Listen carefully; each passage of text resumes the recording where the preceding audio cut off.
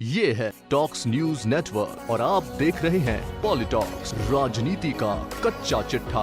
राजस्थान में पिछले साल दिसंबर में हुए विधानसभा चुनाव में सत्ता से बाहर हुई बीजेपी ने सूबे में लोकसभा में ऐतिहासिक वापसी की है। पार्टी ने 2014 के लोकसभा चुनाव की तरह सभी 25 सीटों पर जीत दर्ज कर रिकॉर्ड कायम कर दिया है। 24 सीटों पर बीजेपी के उम्मीदवार विजयी रहे, जबकि नागौर सीट पर पार्टी के साथ गठबंधन में शामिल राष्ट्रीय लोकतांत्रिक पार्टी यानी आरएलपी के संयोजक हनुमान बेनीवाल ने फतेह हासिल की है।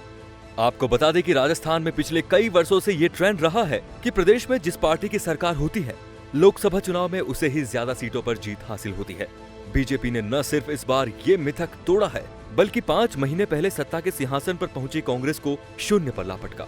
इस नजरिए से देखें तो बीजेपी की इस बार की जीत 2014 की जीत से भी बड़ी मानी जाएगी। 2014 का लोकसभा चुनाव तो बीजेपी ने 6 महीने पहले हुए विधानसभा चुनाव में 200 में से 163 सीटों के बम्पर जनादेश के बाद पैदा हुए आत्मविश्वास के साथ लड़ा था। लेकिन इस बार लोकसभा चुनाव के रण में उतरने से पहले बीजेपी को सत्ता से हाथ धोना पड़ा। हालांकि विधानसभा चुनाव में बीजेपी ने कांग्रेस से अच्छा मुकाबला किया। जहां कांग्रेस ने 99 सीटों पर जीत दर्ज की, वहीं बीजेपी ने 73 सीटों पर फतेह हासिल की। विधानसभा चुनाव में कांग्रेस और बीजेपी के बीच सीटों की संख्या में तो फासला था, लेकिन वोटिंग प्रतिशत में ज्यादा अंतर नहीं था। तभी से ये माना जा रहा था कि लोकसभा चुनाव में कांग्रेस और बीजेपी के बीच कांटे का मुकाबला होगा। लेकिन जो नतीजे सामने आए हैं, उनके हिसाब से मुकाबला एक तरफा हो गया। कांग्रेस का कोई उम्मीदवार जीत दर्ज करना तो दूर, बीजेपी प्रत्याशी को टक्कर तक नहीं दे पाया।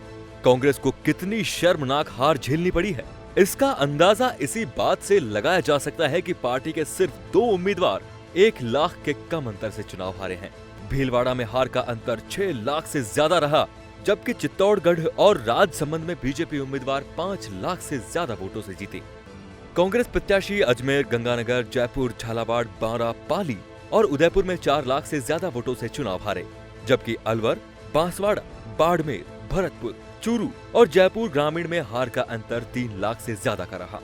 बीकानेर, झालोर, झुंझुनू, जोधपुर, सीकर और कोटा में कांग्रेस उम्मीदवार 2 लाख से ज्यादा वोटों से हारे, जबकि नागौर और टोंक सवाई माधोपुर में ये अंतर 1 लाख से अधिक का रहा।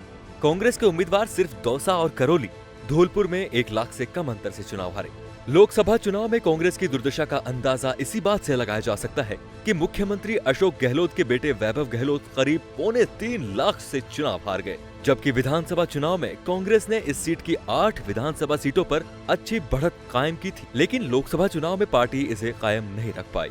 यहाँ तक कि अशोक गहलोत की सरदारपुरा विधानसभा सीट से बीजेपी प्रत्याशी गजेंद्र सिंह शेखावत को बढ़त मिली।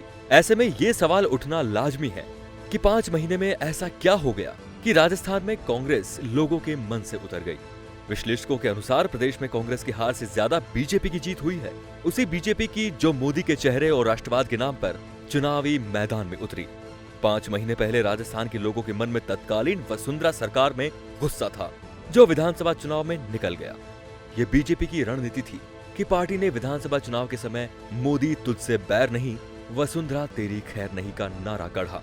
आपको बता दें कि विधानसभा चुनाव के समय ये नारा प्रदेश में गूंजा था। बताया तो ये गया कि इस नारे को देने वाली राजस्थान की जनता है, लेकिन सूत्रों के अनुसार ये नारा बीजेपी के भीतर से निकला। इसे पार्टी के उन नेताओं ने चुनावी मौसम में उछाला जिन्हें वसुंधरा राजे का विरोधी माना जाता है।